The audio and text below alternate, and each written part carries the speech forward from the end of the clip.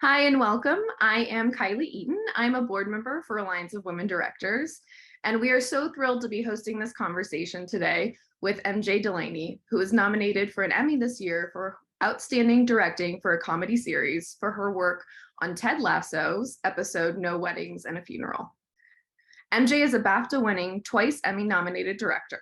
Her episodic credits include the UK remake of the hit French show Call My Agent, the first episode of Gutsy, Hillary Clinton's documentary series for AppleTV+, Renegade Nell for Disney+, Ted Lasso, and all 6 episodes of Amazon's Frank of Ireland. Ted Lasso is an Apple TV+ comedy developed by Jason Sudeikis, Bill Lawrence, Brendan Hunt, and Joe Kelly. The series follows Ted, an American football coach, who is hired to lead an English football team in an attempt by its owner to spite her ex-husband. Ted tries his best to win over the skeptical English market with his folksy, optimistic demeanor while dealing with his inexperience in the sport. No Weddings and a Funeral is the 10th episode of the 2nd season of this hit show. The episode was written by Jane Becker and centers on the funeral of Rebecca's father while Ted deals with the ghost of the past. It's my pleasure to welcome MJ Delaney to our chat. Hello. Hi, MJ. And first of all, just a big congratulations on your 2nd Emmy nomination. Thank you so much. Absolutely. Before diving into talking about the episode, I'd love to chat a little about your career. You have a very impressive credit list. You've worked with a ton of talented people, from Sharon Horgan, Sally Wainwright, Donald and Brian Gleason, all the way to Hillary Clinton, not to mention the whole Ted Lasso gang. You've been nominated, as I mentioned, for 2 Emmys, 2 DGA awards, and you won a BAFTA for your short film Dreamland. Amazing, congratulations on that. That's a pretty meteoric rise over the last decade. Can you tell us a bit about how you got into directing and how it all started for you? Yeah, I was incredibly lucky with my timing, in the sense that I didn't go to film school, but sort of decided to try to be a director at the beginning of digital SLRs, so you could kind of shoot stuff fairly inexpensively but had broadcast quality. And then also the invention of Final Cut Express, which was kind of a affordable, I mean, at the time it was a huge amount of money for me to invest, affordable way to kind of teach yourself to edit and do that at home. And then also the rise of YouTube, so you had a means by which to get an audience for your work, but then also it was early enough in YouTube's sort of infancy that your numbers, in order to go viral, didn't need to be quite so crazy. So I really got like a start as like the point at which I was able to make directing a career was I made a short video that went viral, and we got 2.5 million views in 2.5 weeks, and then it was taken down from YouTube for copyright infringement. But you know, and yeah, from there got like signed to agents and did it that way. Whereas like I made a film that went viral in 2016, I think it was, and in order for it to kind of qualify as having gone viral, it was 200 million views. Wow. So it was, and obviously we had at that stage like a lot more resources, and it wasn't just like in my bedroom, you know. So I think I was incredibly lucky as somebody that it has no formal training, although I started out as a costume assistant, so I had spent some time no kind of film school or like academic schooling in film. It was the timing of trying to become a director was like a really nice confluence of sort of things. Yeah, that makes a lot of sense. And so how did that translate for you into episodic directing? How did you get your start there? Well, I did, the first thing I ever did for television, Channel 4, which is a network in the UK, had a talent and like an upcoming talent scheme called Coming Up. I don't know if it still exists. I think it exists maybe in a slightly different configuration, but when I did it, they would take, I think it was they did 6-hour-long original kind of dramas for Channel 4, and they would take 6 emerging writers and 6 young directors, and they would pair us up, and then you'd go and make a film, which is just like an incredible like opportunity that Yeah. to exist, you know. And I always remember it because they like did this bizarre kind of apprentice style workshop to whittle us down from like 24 to 12, where we were given like a camera and an actor and we had to edit in camera. It was like this mad week of that kind of thing. But that was kind of quite a steep learning curve. And then, but really my first episodic job was Ted Lasso, and I wish it was something more than word of mouth. But Jason Sudeikis knew Sharon Horgan, I think socially or maybe professionally, I'm not sure. And he actually said to me the very first time we met, he was like, and they were already shooting season 1, and he was like, oh, I just realized we don't have any gals. And so and so I went to Sharon. I was like, do you know any women? And she was like, go to MJ.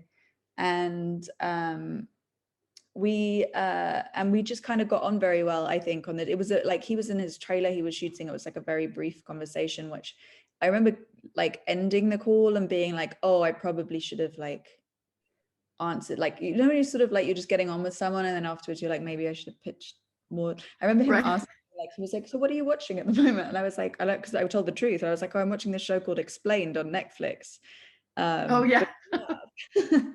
And then afterwards I was like, I probably couldn't have picked something further from Ted Lasso. Maybe could have said like a narrative like comedy, but like a softball as like an opportunity to like talk about something that could bring it back to the show. Like totally like missed.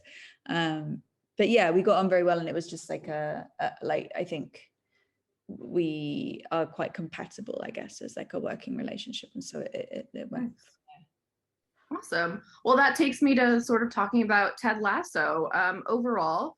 So as you mentioned, you directed the final 2 episodes of the first season, and in the second season you directed episodes 10 and 11, and recently you directed the first 2 of series 3. Is that correct? Yeah. Amazing. I know everyone's very excited to see those episodes.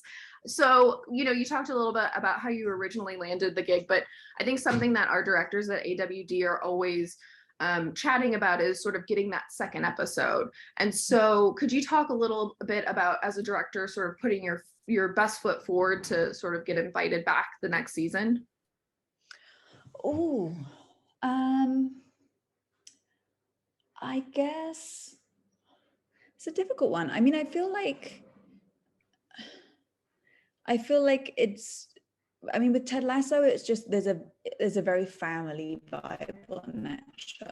It's kind of like as wholesome and lovely behind the scenes as it is on screen. It's sort of very much like as you would expect in terms of that. It's just very tight knit, and the quantity of people that have returned for 2 and 3, like all the way through all of the departments, is kind of everybody's looked after very well. Everybody's appreciated. It's a very individual kind of a show in terms of the way that it works and how we make it. It's not conventional, I guess.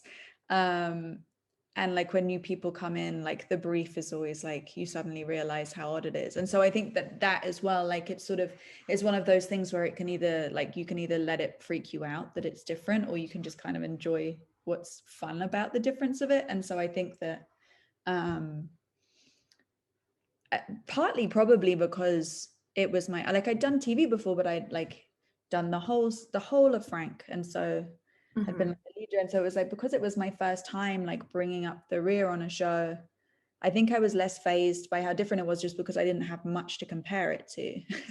I mean, there were certain things where I was like, I'm pretty sure this doesn't happen very often, but I think there was something in that probably that I was just kind of was like able to go with the flow a little bit. And then I think it was sort of like Jason always had it in his head. And I think in season 1, like we all talk about this, like all the directors and the actors on that show, about how we were all a little bit confused about what we were making in season 1, but then he always knew what it was, and like we kind of followed that path. And then when we realized what it was, then you're kind of like, oh, okay, I get it now. And it's like, but the trust is there, you know, because it's like So I think it's kind of, yeah, just, I wish it was, I guess it's just like good vibes and like trusting each other and feeling like you're Yeah. happy to go to work every day. I feel like if you're happy at work, then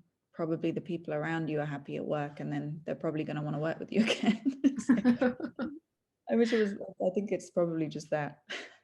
I think that's great advice. Which kind of leads me to my next question, which being happy and those feel good vibes is very much what season 1 of Ted Lasso was. It was just an incredibly feel good block of television. And then season 2 definitely still has the humor and the heart, but it really started to dig a little deeper into the characters. And especially in terms of Ted's character, some darker issues come up. So did you have any sort of different approach tonally to the episodes you directed in season 2 versus season 1? To be honest, more so to season 3, because I did the last 2 episodes of season 1, and so I did actually have a lot of the like dark. I remember going to Hannah Waddingham, who plays Rebecca, and being like, it was like day 4, and there I hadn't done, and there was like nothing funny yet, and I was like, should I be making this funnier? Like, is this like?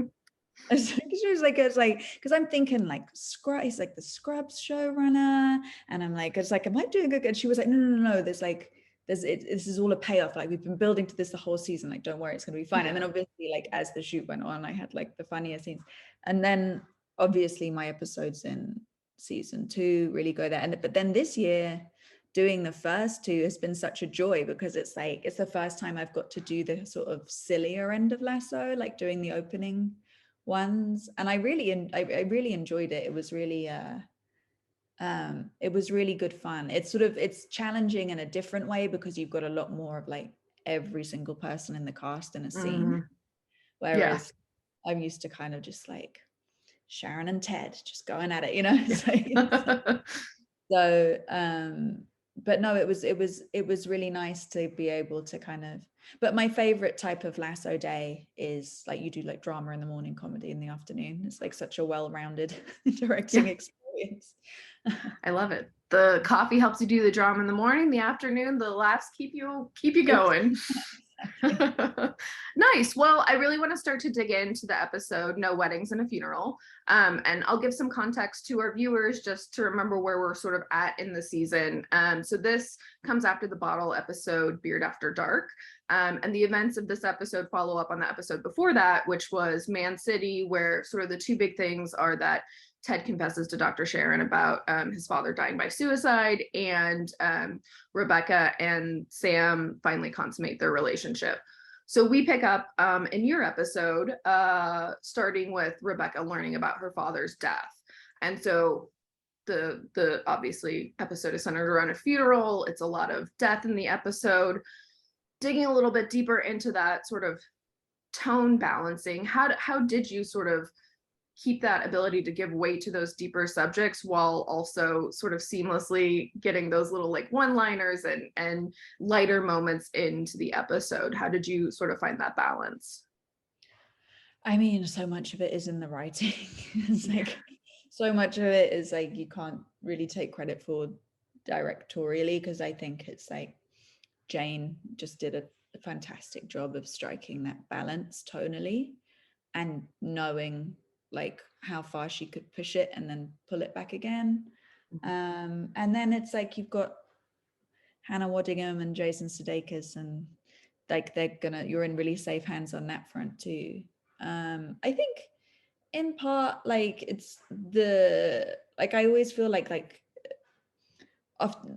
oftentimes your role as the director is like, you're sort of the only person. I remember realizing that the actors actually don't really have anybody there except you. Like, everybody has a department, and it's like, yes, they've got like PAs bringing them stuff, or like ADs telling them where to be, but like, you're the only person there that's facilitating them to be able to do what you want. So a lot of it is just like, was really simple stuff, like how we structured a day. So there's like that room, the back room in the church, like the vestry or something, and there's the big scene between Rebecca and her mother, where Rebecca reveals to her mother about her thinking that she doesn't know about her dad's infidelities. And then we also had this like really giddy, excitable, girly, silly scene with like Rebecca and Keely and Sassy and Nora and the priest. And so it was just like really simple things. Like I was like, can we switch this around so that Hannah does that first? Because I feel like that's going to be a really hard thing to do at the end of that day. Just things like that, and just like kind of communicating with them and like understanding what they need, because it's not like, because they're at a certain level where it's like they know what they're doing, they just need it to be easy for them to be able to do it. And so like you don't need a gazillion takes of like Jason in that like scene with Sarah. He nailed it, I think, on the first take, because like we use them, and the second one just to have it, you know. And so it's just like knowing exactly what you think you want to do in terms of coverage, keeping it simple and giving them that space. And I guess like, yeah, there wasn't I think it was just, yeah, like open lines of communication and making sure that everybody was like felt good and easy, and it wasn't like a stressful situation to then have to go there in, you know. Yeah, I think that's really great advice for our directors too, just when you're working with actors at that level, sort of seeing what they need and how to best sort of structure the day and the shoot around that. I think that's great. And it definitely comes across in the episode, like the performances that you got show that they felt very safe, you know, in your hands. So again, you know, congratulations on such an amazing episode. So there's a couple of great relationship moments in this episode. I'd love to start with Rebecca and Sam. You know, obviously we've seen sort of the buildup of their relationship throughout the second season.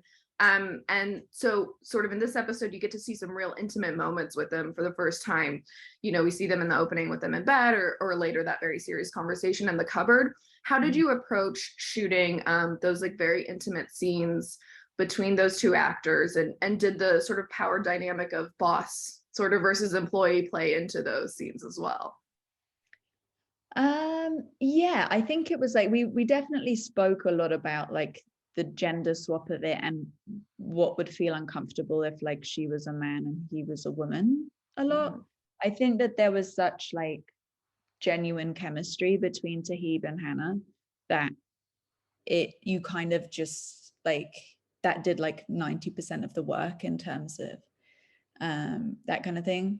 We I'm trying to remember, like the cupboard we built so that helped. It was a very sizable cupboard, I think, for an older house. I remember it being such a like a palaver to like get the door onto the one that she goes into, and like it was like and then like, because because obviously it's a show set in England but primarily for an American audience, and so we have a lot of conversations about when we should use British English and when we should use American English, and our rule is kind of like, if Americans wouldn't understand it, then we just do the American, because British people understand all the Americanisms. But I remember there was like a whole thing about, was it a cupboard or was it a closet? Yeah. And then I think in the end Brendan was like, because like Harriet's got some line where she was like, I saw him coming out of a cupboard looking sad, and Brendan was like, no, that's adorable, we should say cupboard. Yeah. It makes sense coming out of her mouth that she would say cupboard. I mean, the bedroom scene, we had a lovely intimacy coordinator who was like super chill, made that really easy. We have this Hannah Waddingham has this amazing photo, because I had like just had a baby who was like quite frequently on set, like a tiny newborn baby, and there's a great photo that exists of like Hannah and Tahib naked in the bed, and then me and the baby in the bed in between them. Amazing. So it is, I think, like the fact that it was season 2 and we all knew each other really well made it, I imagine, like go into like, say it's like episode 1 of a show and the actors are meeting each other for the first time, and you're meeting the actors for the first time, and it's like, right, let's get, but it was kind of, it felt sort of like good in that sense that we didn't have to get over any awkwardness. And I think that they do. I mean, Tahib's just great as well, and so yeah, it was really fun to get that storyline. I was like delighted. Okay, so let's move on to talking about some of Ted's moments in this episode because it's a really big moment for him. And Jason Sudeikis gives such a stellar performance. Kudos to him and to you for really crafting those moments. It really all starts with this moment where he's having a panic attack, and you know it's all sort of focused on him tying this tie, and there's some really smoothly incorporated flashbacks. And it's such an impactful moment, I think, for anyone who's experienced something like that. It feels very authentic. Can you talk about how you sort of worked with Jason and your DP and the crew to sort of create that first moment where we understand what's happening with him? I mean, that one I can absolutely take no credit for because Declan shot it. It's like we spoke about what it was going to be beforehand, but he was there on the day.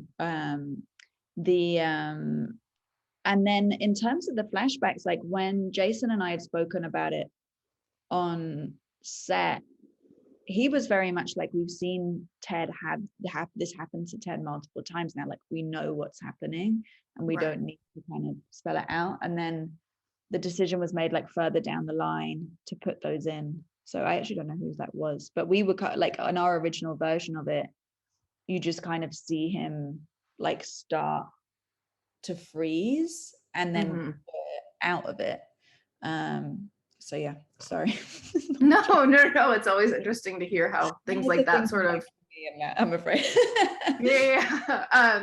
So after that, he calls Dr. Sharon. She comes over, and sort of at the midpoint of the episode, there's this very beautiful scene where it's just the two of them, and Ted finally opens up to her and talks about his father's death and who his father was. So obviously that, you really let the camera just sort of focus on the actors, which I thought was a great choice. How did you work with the actors in that moment? And I know Dr. Sharon was not in season 1, so she was someone new to work with. And how much rehearsal versus sort of finding it on the day were you able to have with them?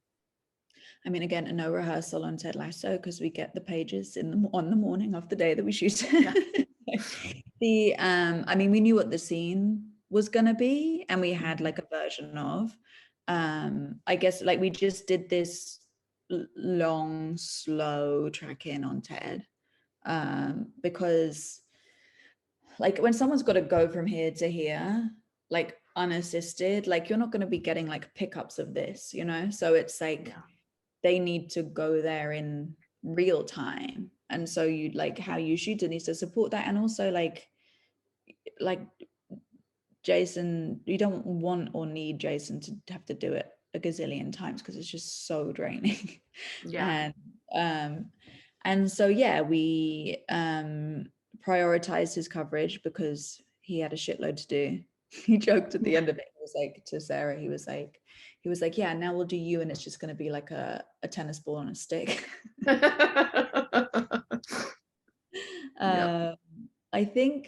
I mean, Sarah is great. I think there was a like the bit where they hug at the end, and he's like, "Are you going to charge me for this?" And she says, "Definitely." I think the yes was I think that might have been like something that when they were blocking it or rehearsing it, it was like an idea that came then, and I think part of that was her.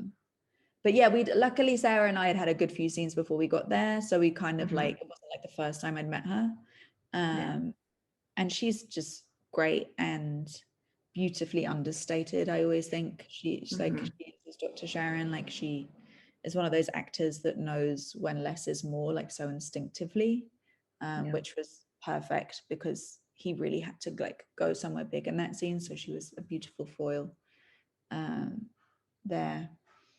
And yeah, I remember we had, it was like, to be honest, he just kind of nailed it the first time. And it was like, and I said that to him, I was like, I think this is it. And then I was like, look, let's do another one because it's like traditional to have another one. And then he did it. And almost as soon as he finished it, he was like, I think it was better the first time, right? And I was like, yeah, I think it was. And then I'm almost positive it's like all of that is what we used, like maybe snippets of the second. Yeah, that's amazing. And I could see that she was like, Sarah was so moved by it that it was like she was able to use that when it was her turn. So nice. And so you weren't cross shooting. You were single camera on that? Yeah. Okay. Yeah, good to know.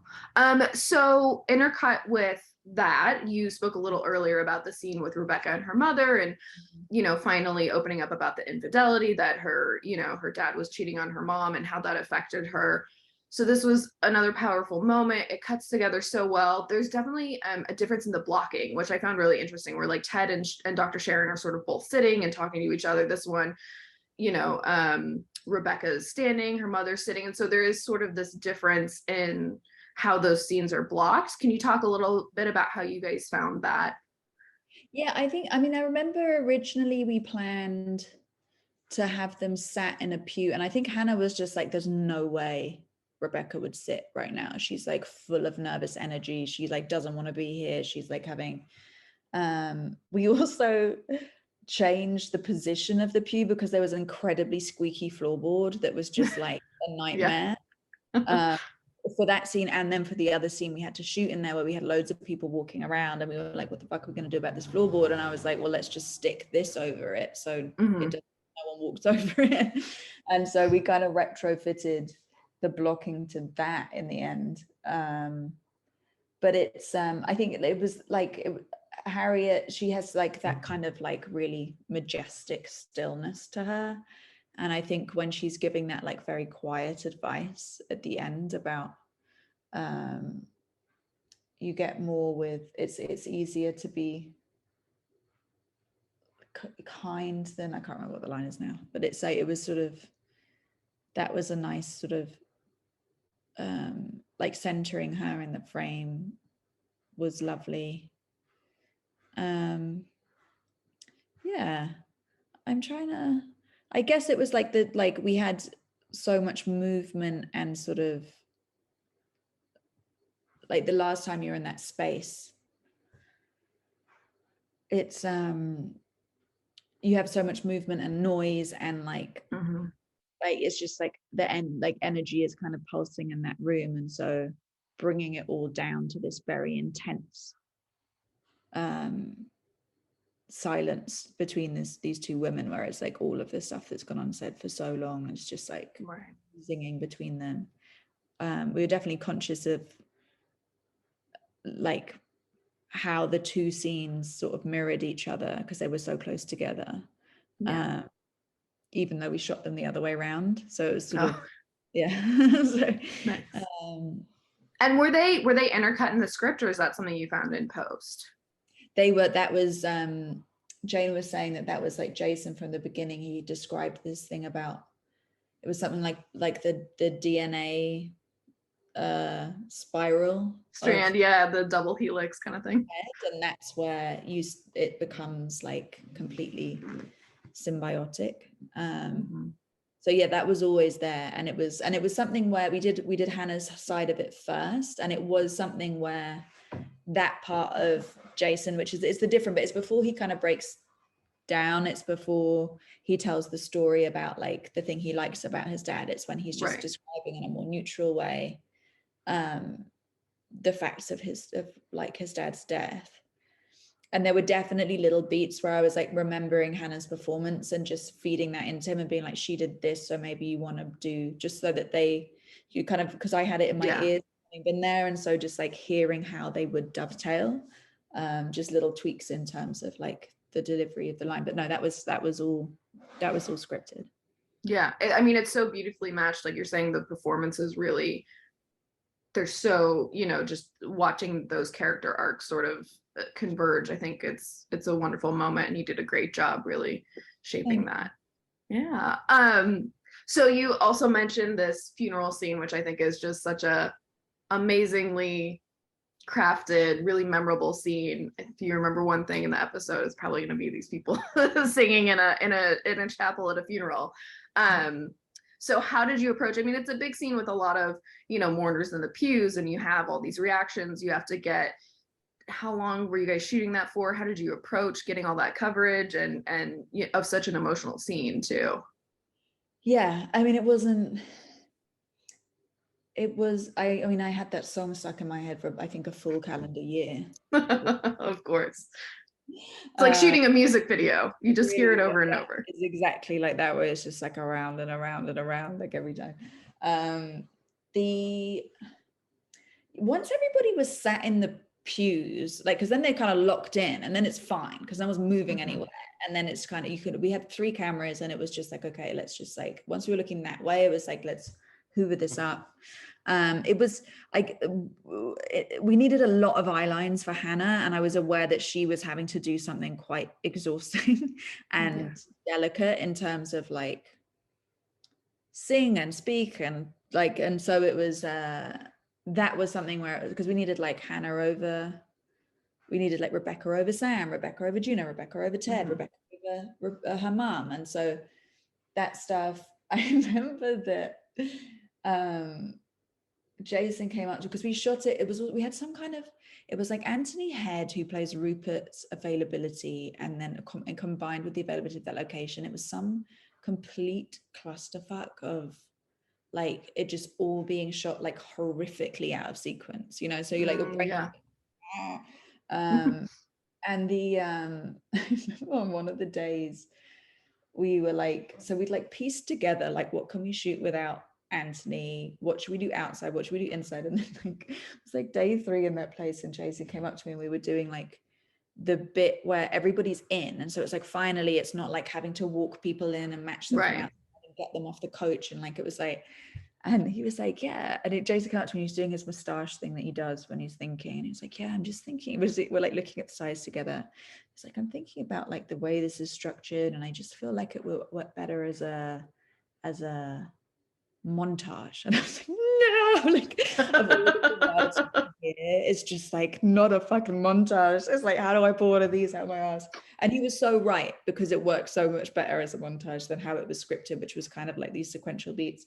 But we had this like batshit situation where like none of the crew knew what was happening. We had 200 extras in there, and like none of it was on the sides, and it was just like, right, everybody stand up, say the Lord's Prayer, everybody sit down again, everybody stand up, sing the Lord is my shepherd. And it's like, first lady's like googling which hymns are like out of copyright so that we can have, and it was like this last minute sort of frantic montage creation. That stays with me. The other thing that always stays with me from those church days is that we had, so like Rupert and Bex show up with their new baby, and there's like a scene, and again, they had this like very, very small baby. And so like every time these fucking twins, these baby twins cried, I had to take my cans off because I'd start like lactating. And it was just like additional stress on top of like what was already these like incredibly heavy days, where I'd just be like, literally it'd be like, yeah, and I'd just be like, oh, do this, and then like put them back on.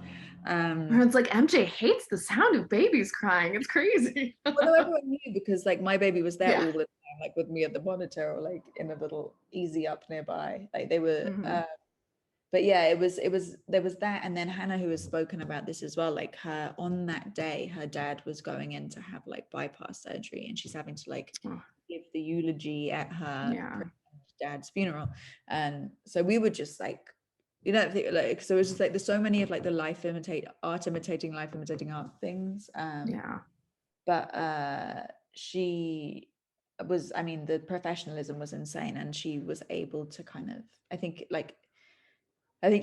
she said that she was dreading it, and then found that it was actually a great thing to do or have done. But I was conscious of that as well, because it was like, luckily she's a West End star. So being up in front of that many people and doing it is something that phases her. But it's and we'd been playing around with how much she should sing and not sing. She was saying recently, we were doing another interview about this episode, that it was like the first time she'd knocked on Jason's trailer, and was just like, I don't think she would burst into song. I think she would like, it would just, I don't think she would even know that she was singing. It would just kind of fall out of her face. And so we were trying lots of different versions where she starts talking or she starts singing softly. And then Jason and I were texting about it, and he was like, about the Hannah version of it. And I was like, oh, she did it for me. Because I went to see her when they were still shooting the previous Brock, like in her makeup trailer, and she just like did the beginning. And I was like, and I nearly cried. And he just wrote back like, nearly cried? And was like, for a British person, that's like heaving sobs. Yes. So we did, there was a little bit of kind of massaging it out in the, Mhm. when it was in context. Yeah.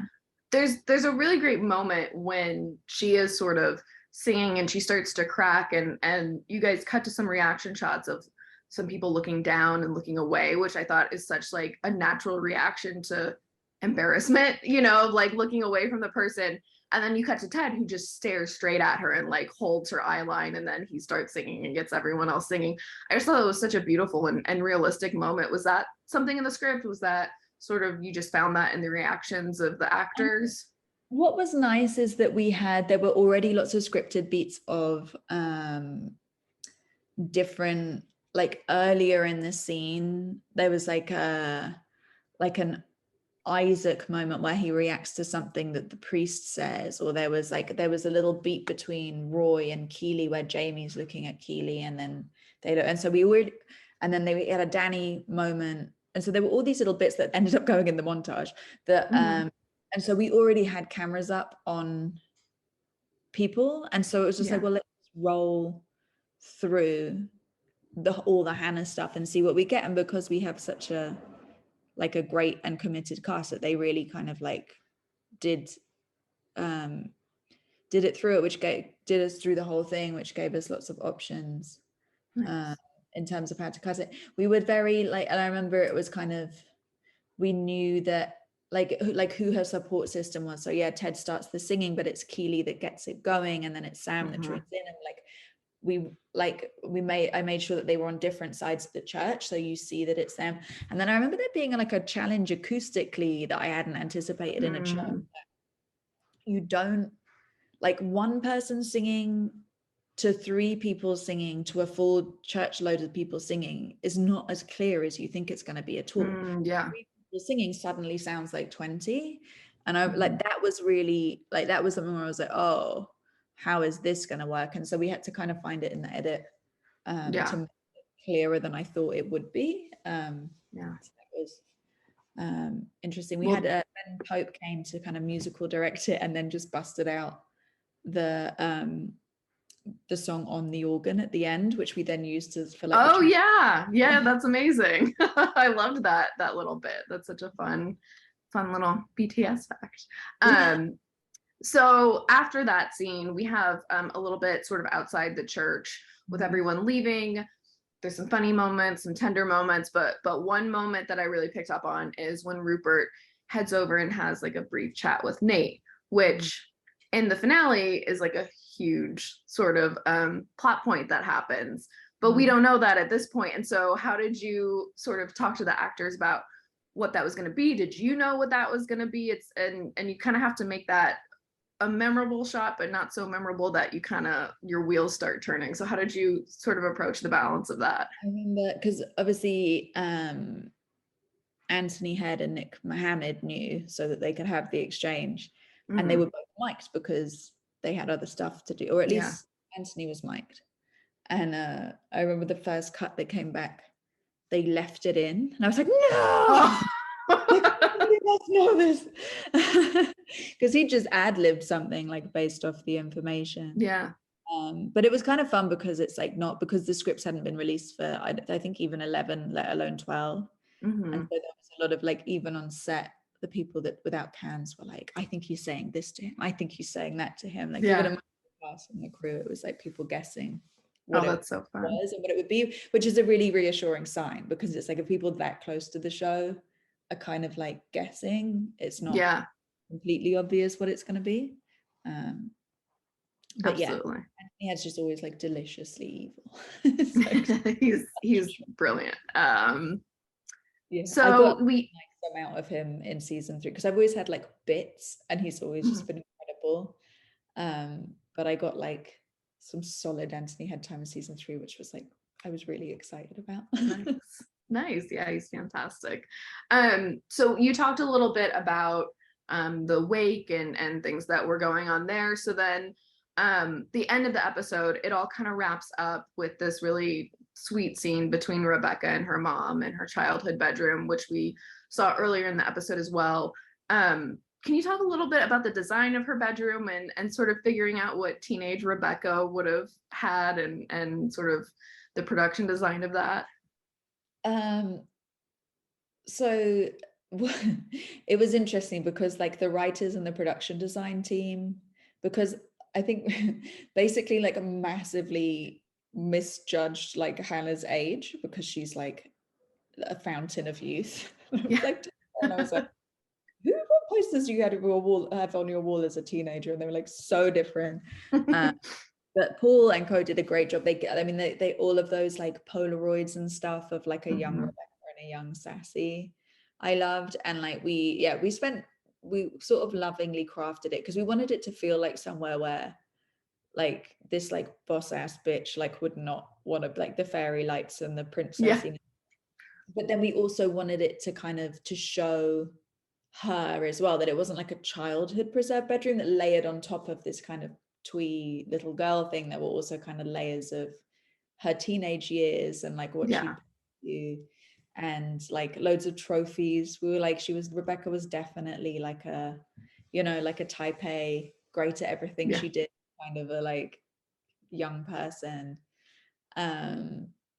And I'm trying to remember the other details of what was in that room. I remember the tech was fun to do. Like I wanted like the old TV with like the thing. Yeah. They didn't have it in the end, I don't think. They did. Um, but yeah, it was definitely fun to craft that bedroom.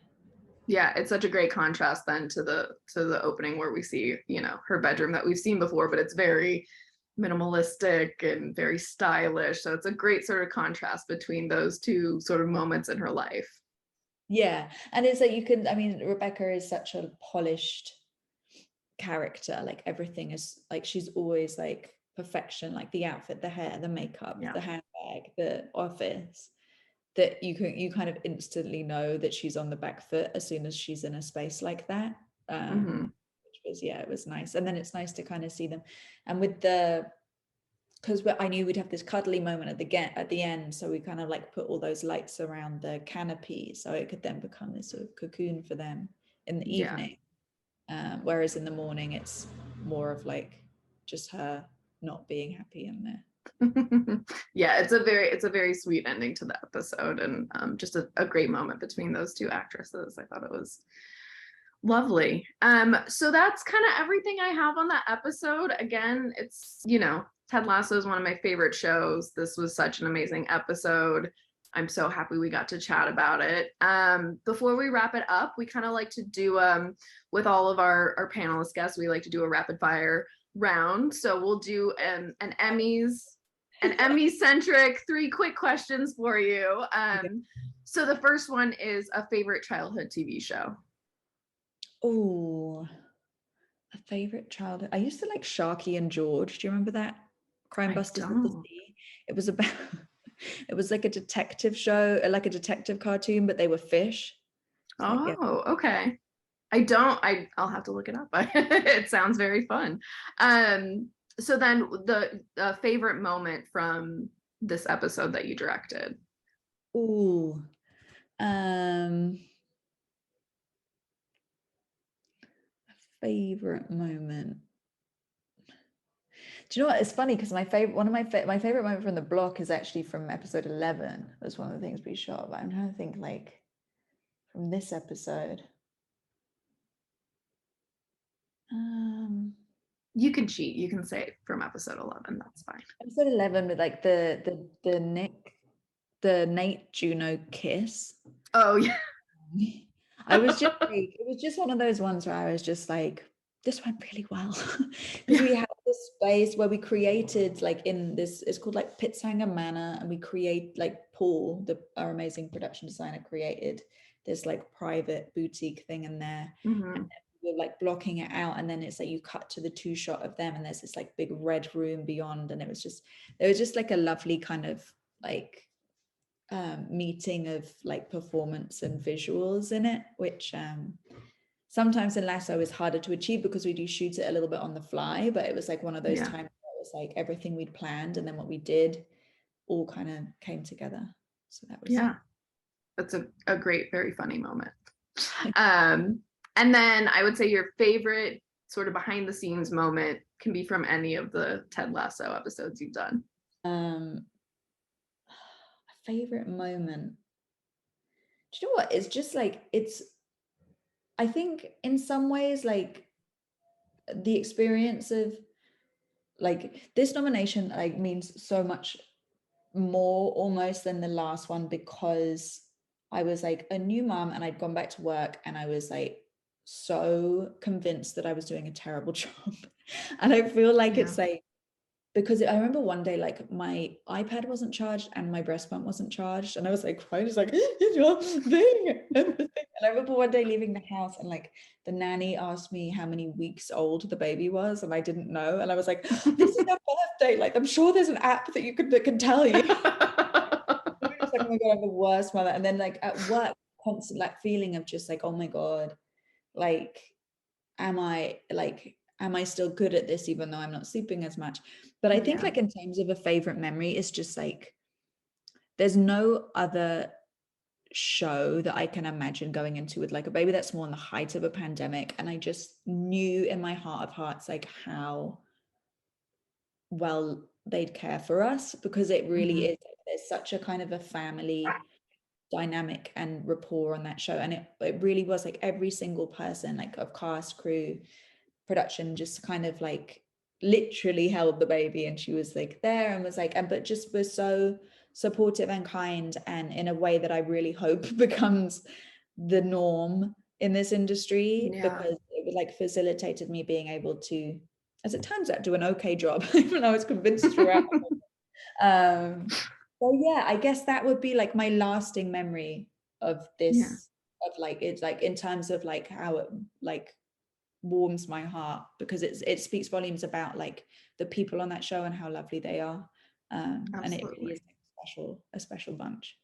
That's amazing. I always think it's the best thing when a show that's that sort of heartwarming, you hear the behind the scenes and it's that feeling as well. I think I that know, just or is it makes kind of it. disappointing? I feel like people want to hear that we all like hate each other and that everyone. I don't know. I feel like with Ted Lasso, you want to think like it's a beautiful, wonderful, supportive thing. You know, it's No, maybe it some is. other shows you want the drama on, but this one, I love hearing that. And congratulations on being a new mom and the Emmy nomination. I think that's really inspiring for our members to see you out there working, and it's such an important sort of thing for people to be able to see. So thank you for sharing that with us as well. Oh, thank you. I mean, I just hope if the new mum is like thinking that she's doing a shit job, I hope it's like maybe you're not. Maybe you think you are, and actually you're still the same person. Absolutely. That's great advice. So thank you. And thank you so much for taking the time to chat with us today. It was It's such a been pleasure. such a yeah, it's been a wonderful conversation about your Emmy nominated episode. And I just want to remind everyone that you can watch both seasons of Ted Lasso on Apple Plus while we're anxiously awaiting that third season. And everyone, make sure you tune in to the Emmys on September 12th on ABC. To learn more about Alliance of Women Directors and to support our members, please visit us online at allianceofwomendirectors.org. Please subscribe to our YouTube channel, and you can follow us on Twitter and Instagram. Thank you again, everyone, for watching, and thank you, MJ. Thank you so much.